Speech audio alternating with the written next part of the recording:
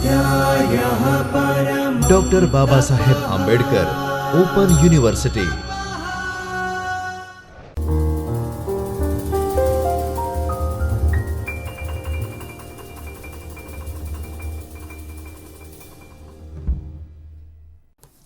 नमस्कार। Doctor Baba Saheb Ambedkar open university के चैतन्य studio में आप सभी का बहुत बहुत स्वागत है। बीए द्वितीय वर्ष में अनिवार्य हिंदी लेकर पढ़ने वाले छात्रों के लिए यह कक्षा आयोजित है। द्वितीय वर्ष में हम द्वितीय प्रश्न पत्र अनिवार्य हिंदी का पढ़ते हैं। प्रथम प्रश्न पत्र प्रथम वर्ष में पढ़ लिया होता है। द्वितीय प्रश्न पत्र की पहली इकाई जो है द्वितीय प्रश्न पत्र, इस पर आधारित है एकांकी, अन्य गद्य विधाओं और व्याकरण के ऊपर। यानी इसमें ये तीन चीज़ें आप पढ़ेंगे। एकांकी से हम शुरुआत करते हैं। हमने उदाहरण स्वरूप 3 एकांकियाँ अपने पाठ्यक्रम में रखी हैं, अलग अलग लेखकों की, अलग अलग समय की। पहली एकांकी जो हम ले रहे हैं वो डॉक्टर राम कुमार वर्मा की परीक्षा एकांकी है। यह पहली इकाई है और उसका आज हम आरंभ कर रहे हैं व्याख्यान। आपको स्वाध्याय सामग्री प्राप्त हो गई होगी और मुझे आशा है कि आपने इकाई एक बार पढ़ भी ली होगी। नहीं भी पढ़ी है तो भी इस व्याख्यान को देखने के बाद आप उस स्वाध्याय सामग्री को अवश्य पढ़िएगा, तो दोनों जगह से मिल करके आपका ये अध्ययन पूर्ण हो पाएगा। इस इकाई का लेखन मैंने स्वयं किया है, डॉक्टर अर्चना मिश्रा में, और व्याख्यान भी मैं ही दे रही हूँ। तो पहली इकाई एकांकी परीक्षा आज हम शुरू करते हैं। इस इकाई का मुख्य उद्देश्य राम कुमार वर्मा जी का साहित्यिक परिचय प्राप्त करना है। फिर एकांकी के मुख्य अंशों की परीक्षा, इस एकांकी के मुख्य अंशों की व्याख्या हम देखेंगे। फिर 4 तत्वों के आधार पर परीक्षा का विश्लेषण करेंगे, परीक्षा की परीक्षा करेंगे और उसके बाद इसकी अभिनेयता और मंचीयता की संभावनाओं पर विचार करेंगे। मित्रों, एकांकी यानी एकांकी नाटक, और नाटक अपने पूर्ण स्वरूप को तभी प्राप्त कर सकता है जब वह मंच पर अभिनीत हो। तो मंच पर अभिनय करने की इस एकांकी का उसकी क्या संभावना है, इस पर भी हम विचार करेंगे। ये व्याख्यान 2 भागों में विभाजित है। आज इसका पहला भाग हम पूर्ण करेंगे, जिसमें हम मुख्य रूप से राम कुमार वर्मा जी के का व्यक्तिगत परिचय और साहित्यिक परिचय प्राप्त करेंगे। अगली बार हम एकांकी का विश्लेषण और व्याख्या और विश्लेषण देखेंगे। तो मित्रों, शुरू करते हैं। सबसे पहले राम कुमार वर्मा जी का व्यक्तित्व हम थोड़ा जान लें, या किस प्रकार के वो थे। उनका जन्म 15 सितंबर 1905 में हुआ था, 20वीं शताब्दी के बिल्कुल आरंभ में। मित्रों, वो समय था जब हिंदी बन रही थी, हिंदी में विविध विधाएं आ रही थी। सागर मध्य प्रदेश के वो रहने वाले थे, यानी मूलतः हिंदी भाषी प्रदेश है मध्य प्रदेश, तो हिंदी उनको सहज रूप से प्राप्त थी। फिर उन्होंने हिंदी में ही अपना अध्ययन क्रम आरंभ किया। स्नातक करने और परास्नातक यानी पोस्ट ग्रेजुएशन करने के बाद उन्होंने पीएचडी की। हिंदी साहित्य का आलोचनात्मक इतिहास, ये उनका शोध ग्रंथ था, और जिसको कि बाद में पुस्तकाकार प्रकाशित किया गया और बहुत ही महत्वपूर्ण ये पुस्तक बनी हिंदी साहित्य के इतिहास के संदर्भ में। जहाँ मैंने वैसे तो रामचंद्र शुक्ल जी का लिखा हुआ जो हिंदी साहित्य का इतिहास है वो सर्वमान्य है, आज भी हम उसी को रिफ़र करते हैं। लेकिन उसके अलावा यदि कहीं देखना होता है तो राम कुमार जी की इस पुस्तक का ध्यान सबसे पहले आता है, हिंदी साहित्य का आलोचनात्मक इतिहास। इसके अलावा उन्होंने काफ़ी कुछ लिखा। पहले वो उन्होंने कविताएं लिखने से आरंभ किया था, लेकिन बाद में उन्होंने एकांकी के ऊपर अपने को केंद्रित किया और वस्तुतः कहा जाता है कि आधुनिक हिंदी एकांकी जो पहली लिखी गई वो राम कुमार वर्मा जी के द्वारा लिखी गई। उसके पहले एकांकी लिखी जा चुकी थी, लेकिन उसमें वो उस उन अर्थों में आधुनिक नहीं थी जिन अर्थों में आज हम समझते हैं। वो लिखी गई थी, लेकिन वो उसमें संस्कृत की परंपरा का अनुपालन करने का ज़्यादा प्रयत्न हुआ था, और उस तरह से आधुनिक एकांकियाँ वो नहीं बन पाई थी, एक तरह से हम कह सकते हैं। और जो बादल की मृत्यु इनकी पहली एकांकी थी, वो कहा जाता है कि आधुनिक हिंदी की पहली एकांकी है, और इसीलिए उनको आधुनिक हिंदी के एकांकी के जनक के रूप में याद किया जाता है। इसके अलावा उन्होंने बहुत 100 से अधिक एकांकियाँ लिखी, और इसीलिए उनको एकांकी सम्राट भी कहा जाता है। हिंदी के मूर्धन्य साहित्यकार हैं, आलोचक हैं। उन्होंने पीएचडी करने के बाद अध्यापन का कार्य किया, और अध्यापन एक समर्पित शिक्षक के रूप में भी उनकी बड़ी प्रतिष्ठा रही है। मृत्यु उनकी 5 अक्टूबर 1990 में हुई, और तब तक वो सतत पढ़ने पढ़ाने अध्यापन में और साहित्य रचना में लगे रहे। अगर हम उनके कृतित्व पर एक नज़र डालें तो कविता संग्रह, उनके प्रमुख कविता संग्रह हैं वीर हमीर, चित्तौड़ की चिता, अंजलि, अभिशाप, निशीथ, चित्ररेखा, जौहर। ये क्रम से इनके कविता संग्रह हैं। आरंभ में उन्होंने अधिकतर कविता लेखन का ही कार्य किया। शुरू में उनकी कविता को पुरस्कार भी प्राप्त हुआ था, तो उससे प्रोत्साहित होकर वो कविता लेखन में लगे रहे। बाद में फिर उन्होंने अपने को एकांकी की ओर मोड़ा। एकांकी संग्रह उनके जो प्रसिद्ध हुए हैं, पृथ्वीराज की आँखें, रेशमी टाई, चारुमित्रा, विभूति, सप्तकिरण, रूपरंग, रजत रश्मि, ऋतुराज, दीपदान, रिमझिम, इंद्रधनुष, पांचजन्य, कौमुदी महोत्सव, मयूर पंख, ललित एकांकी, कैलेंडर का आखिरी पन्ना, जूही के फूल आदि। ये सारे उनके एकांकी संग्रह है। हो सकता है इसमें 1-2 नाम छूट भी गए हों, लेकिन ये सारे ये महत्वपूर्ण उनके एकांकी संग्रह हैं।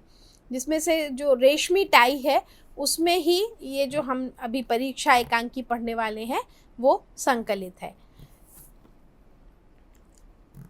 दीपदान उनका बहुत ही प्रसिद्ध एकांकी हुआ था, और बहुत ज़्यादा खेला गया। उसका एक चित्र यहाँ पे सामने आप देख रहे हैं, तलवार लेकर के जो खड़ा है। बनवारी था, वो हत्या करना चाहता था राजकुंवर की, उदय सिंह की, और वो वही मंच पर वो दृश्य प्रस्तुत हो रहा है, वो उसका चित्र है। कौमुदी महोत्सव भी बहुत प्रसिद्ध एकांकी उनकी रही और काफ़ी खेली गई। उनकी लगभग सारी एकांकियाँ मंच पर खेली गई हैं, विभिन्न रंग कर्मियों द्वारा विभिन्न शहरों में। और इसके अलावा उनकी एकांकियाँ रेडियो पर बहुत प्रसारित हुई हैं। वस्तुतः बहुत सारे उनके एकांकी नाटक ऐसे हैं जो कि रेडियो के रूप के लिए पहले लिखे गए थे, रेडियो नाटक के रूप में लिखे गए थे, और बाद में उनमें कुछ थोड़ा बहुत फेरबदल करके उसमें मंच निर्देश इत्यादि जोड़ करके और पुस्तकाकार एकांकी नाटक के रूप में प्रकाशित हुए। मित्रों, पहले हम थोड़ा सा एकांकी नाटक की भी बात कर लें। कृतित्व पर हम देख रहे हैं राम कुमार वर्मा जी के कृतित्व पर, तो प्रमुख नाटकों का भी नाम हम देख लें। ये एकांकी उन्होंने ज़्यादा लिखे हैं, 100 से ज़्यादा, और कुछ एक उनके नाटक है पूर्णकालिक नाटक, माने बड़े नाटक जो 2 से 3 घंटों में खेले जाते हैं। तो विजय पर्व, कला और कृपाण, नाना फड़नवीस, सत्य का सपना इत्यादि उनके पूर्णकालिक नाटक हैं। इसके अलावा आलोचनात्मक ग्रंथ उनके कई एक हैं। साहित्य समालोचना उन्होंने अपने काफ़ी पहले कर ली थी। 1929 ईस्वी में उन्होंने साहित्य समालोचना नामक एक गंभीर निबंध लिखा था। फिर कबीर पदावली का उन्होंने संग्रह और संपादन किया है, और शायद ये पहली बार हुआ है कि उन्होंने पाठ शोधन किया है, माने कबीर के जो दोहे हैं उनका सही शुद्ध स्वरूप निकाल करके वो सामने लेकर के आए। मित्रों, आपको मालूम होगा कि कबीर ने तो स्वयं निश्चित रूप से कुछ भी नहीं लिखा था, वो लिखना पढ़ना जानते ही नहीं थे। तो उनकी जो भी रचना है सारे मौखिक रूप में ही थी, और उनके शिष्यों ने फिर उनकी मृत्यु के बाद उनका संकलन किया और बीजक के रूप में उसे प्रकाशित किया।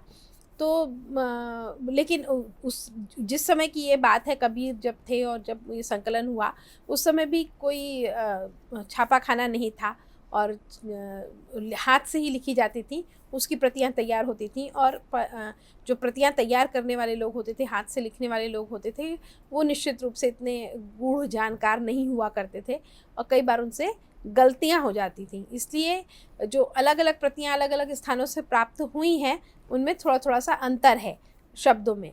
तो इन्होंने, डॉक्टर राम कुमार वर्मा जी ने एक महत्वपूर्ण काम किया कि उनको अलग अलग एकत्र करके अलग अलग जगहों से, और फिर उनके शुद्ध रूप को के शोधन या शुद्ध रूप को ढूंढ करके और उसको स्थापित करने का प्रयत्न किया। तो उनका जो उनके द्वारा संपादित जो संग्रह है, उसमें ऐसा माना जाता है कि कबीर के सारे दोहे अपने शुद्ध रूप में मौजूद हैं। फिर जैसा कि मैंने बताया कि हिंदी साहित्य का आलोचनात्मक इतिहास पर उनका शोध ग्रंथ था, और वही पुस्तकाकार रूप में प्रकाशित हुआ, महत्वपूर्ण पुस्तक बनी सन 1939 ईस्वी में। फिर आधुनिक हिंदी काव्य का उन्होंने संग्रह किया, जिसमें बहुत सारे कवियों को लिया, मैथिली शरण गुप्त जी से शुरू करके और बाद के कवियों तक, उन्होंने अपने समय के कवियों तक को लिया। उनकी स्वयं की कविताएं भी उसमें हैं, और भी दूसरे लोगों की कविताएं उसमें हैं, उनके समकालीन। तो ये एक महत्वपूर्ण संपादन था। फिर 4 ऐतिहासिक एकांकी का भी उन्होंने संग्रह और संपादन किया था। तो इस तरह से उनके कई एक आलोचनात्मक ग्रंथ भी महत्वपूर्ण हैं, और हिंदी के विद्यार्थियों के पढ़ने में बराबर आते रहते हैं। पुरस्कार और सम्मान की अगर हम बात करें, तो चित्ररेखा उनकी रचना है, उस पर देव पुरस्कार उनको प्राप्त हुआ था।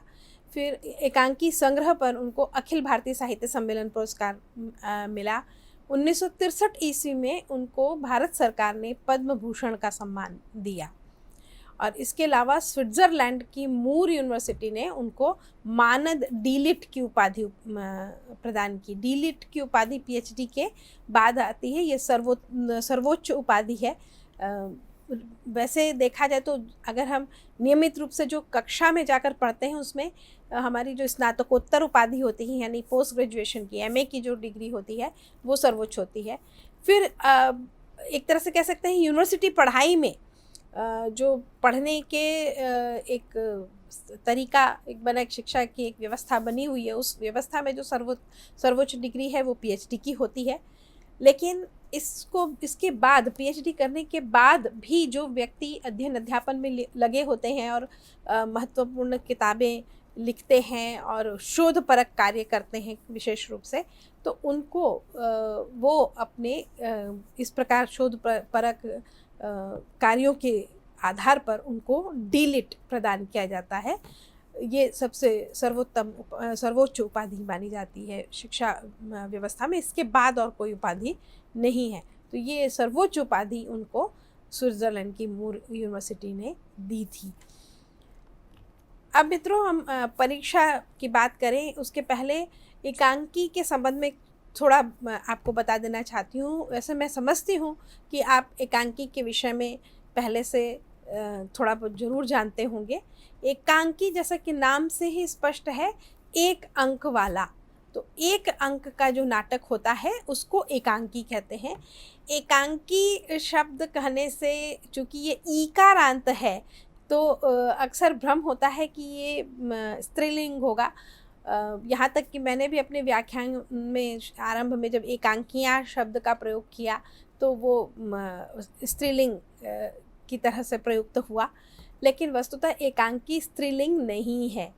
तो ये पूरा नाम क्योंकि इसका है एकांकी नाटक, अब हम अपने मुख सुख के लिए सामान्य रूप से आप जानते हैं, जैसे लोगों का निक नाम प्रचलित हो जाता है, उनका एक लघु नाम का बड़ा नाम है तो लघु संस्करण का प्रचलित हो जाता है और बोलने बुलाने में वही काम आता है। उसी प्रकार से एकांकी नाटक का नाटक रहने दिया गया है, एकांकी शब्द से ही समझ लिया जाता है कि किसकी बात हो रही है। लेकिन तब भी एकांकी को हमें पुल्लिंग के रूप में इस्तेमाल करने चाहिए। वस्तुतः एक अंक वाला नाटक, नाटक की जो विशेषताएं हैं, नाटक की जो चीज़ें हैं वही एकांकी में भी होती हैं, बस उसमें एक अंक होता है, उसका जो शरीर होता है या उसका जो उसकी बनावट होती है वो छोटी होती है। हालांकि हम ये नहीं कह सकते कि हम किसी भी नाटक को छोटा करके उसको एकांकी का नाम दे सकते हैं, या हम ये भी नहीं कर सकते कि जो बड़ा नाटक है उसका एक अंक ले लें और कहें कि ये एकांकी नाटक है। नहीं, ऐसा नहीं होता, क्योंकि एकांकी का अपना एक तरीका है। वो किस प्रकार से शुरू होकर के और समाप्ति तक पहुँचेगा, उसके लिए एक नियम है या एक तरीका, एक धारा है उसकी, तो उसी के तहत वो तैयार होती है। लेकिन फिर भी हम अगर मूल वस्तुओं की बात करें, अभिनेता की बात करें, तो जिस प्रकार नाटक में अभिनेता होती है उसी प्रकार एकांकी में भी होती है। जिस प्रकार नाटक में पात्र होते हैं, उनके बीच में कुछ द्वंद्व दिखा करके या उनके विचारों में कुछ द्वंद्व दिखा करके बात पैदा की जाती है, वैसे ही एकांकी में भी की जाती है। एकांकी बहुत नई विधा है। पहले पूर्ण नाटक ही लिखे जाते थे। आपको मालूम होगा कि जो हिंदी, आधुनिक हिंदी का जो साहित्य विकसित हुआ है वो बहुत कुछ यूरोपीय साहित्य या खास करके अंग्रेज़ी साहित्य के अनुकरण पर विकसित हुआ है। संस्कृत साहित्य की जो हमारी पुरानी परंपरा थी, प्रशस्त परंपरा, वो बीच में किन्हीं किन्हीं कारणों से थोड़ी विच्छिन्न हो गई थी, यानी थोड़ी कह सकते हैं कि भुलाई जा चुकी थी। काफ़ी लंबा समय बीच का गुज़रा, जो कि जिसमें कि संस्कृत साहित्य प्रगति नहीं कर पाया, अनुकूल परिस्थितियां नहीं रहीं। संस्कृत साहित्य पूरा का पूरा लगभग राजमहलों में ही विकसित हुआ था। राजा होते थे कलाप्रिय और वो दिया करते थे दान इत्यादि, और या इतनी सुविधा दिया करते थे लेखकों को, कवियों को, कि वो निश्चिंत होकर के रचनाएं कर सकें, और श्रेष्ठ संस्कृत साहित्य की रचना हुई निश्चित रूप से। लेकिन फिर जब वो बड़े राजा समाप्त हुए, कलाप्रिय राजा समाप्त हुए, और उनको प्रश्रय देने वाला, कवियों को और लेखकों को प्रश्रय देने वाला कोई नहीं रह गया, तो संस्कृत साहित्य में एक अवरोध सा आ गया। फिर भाषा में भी परिवर्तन काफ़ी होने लगा। जो संस्कृत आमतौर पर पढ़े लिखो लोगों की पहले भाषा हुआ करती थी, राज दरबारों में संस्कृत ही चला करती थी, जो पढ़े जितने भी विद्वान व्यक्ति होते थे वो संस्कृत में ही बात करते थे, तो संस्कृत काफ़ी प्रचलित भाषा थी।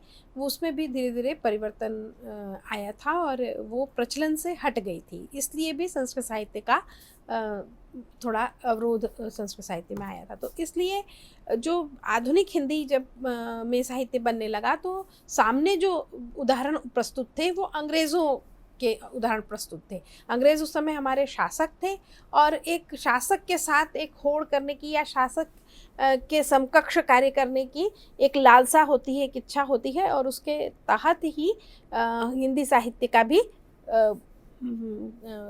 मैंने बना उसका कलेवर, और उसके अनुकरण पर लोगों ने लिखा। तो जितने भी चाहे हिंदी कहानी हो, उपन्यास हो, नाटक हो, वो सभी अंग्रेज़ी के अनुकरण पर हुए।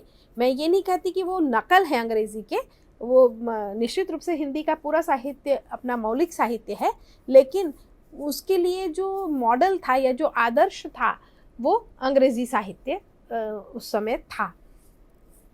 तो एकांकी नाटकों की अगर हम बात करें तो संस्कृत में जो 10 रूपक बताए गए, संस्कृत में 10 तरह के मुख्य रूपक बताए गए हैं। उसके बाद उपरूपकों की संख्या तो और भी ज़्यादा है, 18 उपरूपक बताए गए हैं। तो इसमें बहुत सारे ऐसे हैं जिनमें केवल एक अंक हुआ करता है, लेकिन उनका जो तरीका है और या उनमें जो बातें होती हैं वो बिल्कुल जो आज के आधुनिक एकांकी से जो हम समझते हैं उससे काफ़ी अलग होती हैं। तो उस अनुकरण पर भी संस्कृत के अनुकरण पर भी कुछ एकांकी नाटक लिखना शुरू हो गया था राम कुमार जी के पहले ही। जयशंकर प्रसाद जी ने भी एक दो एकांकी नाटक लिखे थे, लेकिन उसमें आधुनिकता उस तरह की नहीं थी जैसे कि बाद में फिर आई एकांकी नाटकों में, और राम कुमार वर्मा जी ने जिस तरह से लिखा। तो राम कुमार वर्मा जी ने फिर जो बादल की मृत्यु लिखा था अपना पहला एकांकी, लगभग कुछ 1930 के आसपास, तो वो जो है उनका वो माना गया कि यही हिंदी की पहला एकांकी नाटक हो सकता है। उसमें वो सारे गुण थे जो आधुनिक नाटकों में एकांकी नाटकों में होने चाहिए थे। तो एकांकी में एक अंक होता है। पात्र सामान्य रूप से बहुत ज़्यादा नहीं रखे जाते हैं क्योंकि छोटे समय में उसको ख़त्म करना पड़ता है। आमतौर पर अगर एकांकी मंच पे खेली जाए तो उसका समय 30 मिनट 35 मिनट से ज़्यादा नहीं होना चाहिए, और 40 मिनट से तो ज़्यादा कतई नहीं होना चाहिए, किसी भी हालत में नहीं होना चाहिए। तो एकांकी नाटक जो है वो 15 मिनट से लेकर के और 25-30 मिनट 30 मिनट 40 मिनट तक के अधिक से अधिक 40 मिनट तक के हुआ करते हैं। तो चूँकि कथा को जल्दी ही समेटना होता है इसलिए पात्रों की संख्या भी सीमित ही रखी जाती है। दूसरी इसके पीछे एक बहुत बड़ा रहस्य है कि जो पूर्णकालिक नाटक होते हैं उसको मंच पर उतारने के लिए काफ़ी साधन की आवश्यकता होती है। तो उसको करने वाले जो संस्थाएं होती थी, जो लोग करने वाले होते थे, काफ़ी साधन संपन्न होने चाहिए थे। तो इसलिए जबकि हिंदी रंगमंच जो है वो व्यावसायिक कभी हो ही नहीं पाया। हिंदी रंगमंच हमेशा से अव्यावसायिक रहा, यानी उससे पैसा कमाना उद्देश्य नहीं हुआ करता था। उसकी कोई मंडली निश्चित नहीं होती थी जो केवल नाटक ही किया करे, बल्कि शौकिया रंगमंच के रूप में हिंदी रंगमंच का विकास हुआ था। तो जो शौकिया माने कि आप कुछ और भी काम कर रहे हैं और उसके बाद आपकी अभिरुचि नाटकों में है और आप नाटक भी खेलते हैं पूरी शिद्दत के साथ, पूरे मेहनत के साथ, पूरा अपना समय और जो भी आपके पास साधन है उनको लगा करके। लेकिन तब भी वो साधन कभी इतने पर्याप्त नहीं होते थे कि बड़े नाटक अच्छी तरह से खेले जाएं। बड़े नाटक तो कोई भी नाटक मंडली हुआ करती थी, जो शौकिया नाटक मंडलियाँ, वो साल में कोई एक खेलने तो बड़ी बात है। तो पूरे साल वो एकांकी खेल करके ही खुश रहती थी। तो एकांकी में इसलिए भी पात्रों की संख्या सीमित रखी क्योंकि ये शौकिया मंडलियाँ जो बनती थी वो छोटी छोटी होती थी, उसमें इतने अभिनेता नहीं होते थे कि सब बहुत सारे अभिनेताओं को इकट्ठा करके किया जा सके। तो एकांकी हिंदी का आधुनिक एकांकी नाटक जो विकसित हुआ तो वो इन आवश्यकताओं को भी ध्यान में रखते हुए विकसित हुआ कि उसमें पात्रों की संख्या भी सीमित होती है, उसमें दृश्य परिवर्तन नहीं होता। एकांकी की विशेषता ही ये है कि उसमें सामान्यतया दृश्य परिवर्तन नहीं होता। तो ये सारी छोटी छोटी चीज़ों को ध्यान में रख करके और एकांकी लिखे जाने लगे और बहुत अधिक लोकप्रिय हुए।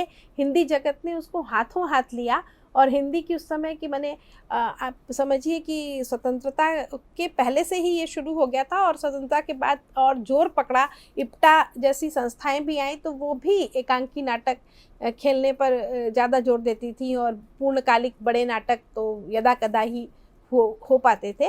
तो बने 1950 से लेकर के कह सकते हैं कि 70-80 तक के दशक में एकांकियाँ, जब और दूसरा कोई मनोरंजन का साधन भी उतना उपलब्ध नहीं था, सबके घरों पे टेलीविज़न नहीं हुआ करते थे और मनोरंजन के लिए लोग अक्सर थिएटर तक जाना पसंद करते थे ये देखने के लिए। हालांकि फिल्में तो आ ही गई थी, फिल्में लोग देखने जाते थे, काफ़ी देखने जाते थे, लेकिन एक बड़ा तबका था जो नाटक देखने में सुख पाता था और उनको अच्छा लगता था। तो उनके लिए साल भर ये शौकिया मंडलियाँ नाटक खेला करती थी और एकांकी नाटक उनकी पहली पसंद हुआ करते थे। तो एकांकी नाटक जो होता है वो एक अंक का होता है, आधे घंटे 35 मिनट में ख़त्म होने वाला होता है, यानी उसका शरीर छोटा होता है काफ़ी, और पात्रों की संख्या उसमें सीमित होती है, और एक कथा होती है, जैसे कहानी में एक छोटी घटना को लेकर के या छोटे विचार को लेकर के, सीमित विचार को लेकर के पूरी कहानी बुनी जाती है, उसी प्रकार से एकांकी में भी एक सीमित कोई एक घटना, कोई एक विचार लेकर के, और वो शुरू होती है, उसका आरंभ होता है, फिर वो धीरे धीरे उसका विकास होता है और चरमोत्कर्ष तक पहुंचती है और समाप्त होती है। तो इस तरह से एकांकी का गठन होता है। अब मित्रों, हम खास बात करेंगे रामकुमार वर्मा जी द्वारा लिखित परीक्षा एकांकी की। उसमें कौन से पात्र हैं, क्या किस तरह घटनाएं घटती हैं और क्या होता है, ये सब सारी बात हम अगले व्याख्यान में करेंगे। लेकिन उसके पहले बहुत ज़रूरी है कि आप मूल एकांकी को पूरा पढ़े हों। पुस्तक आपके पास हो कि नहीं हो मुझे मालूम नहीं, लेकिन निश्चित रूप से इंटरनेट पर ये उपलब्ध है।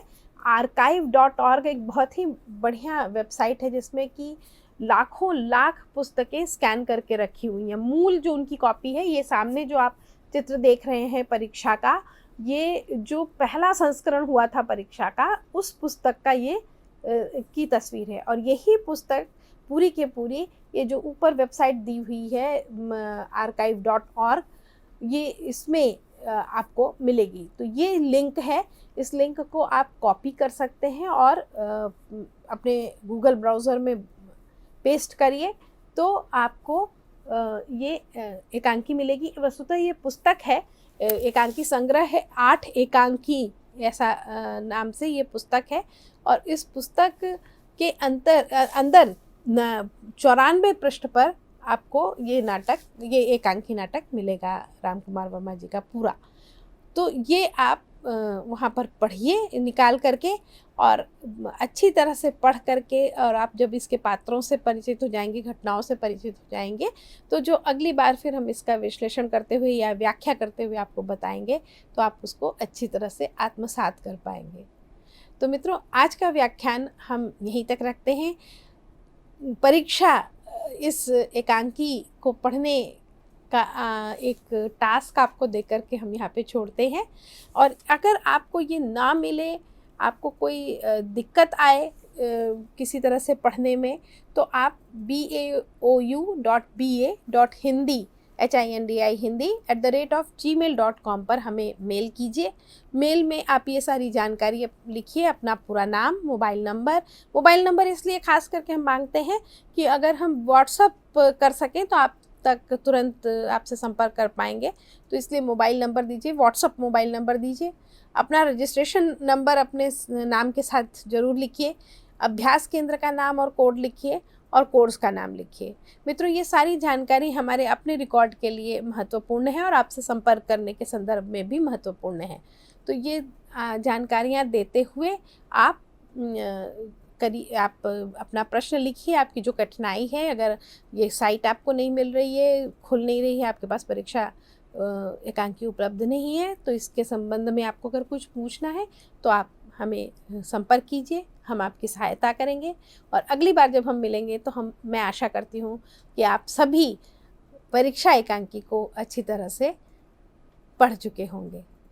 तो मित्रों, अपना अध्ययन आरंभ कीजिए। शुभकामनाएं। नमस्कार।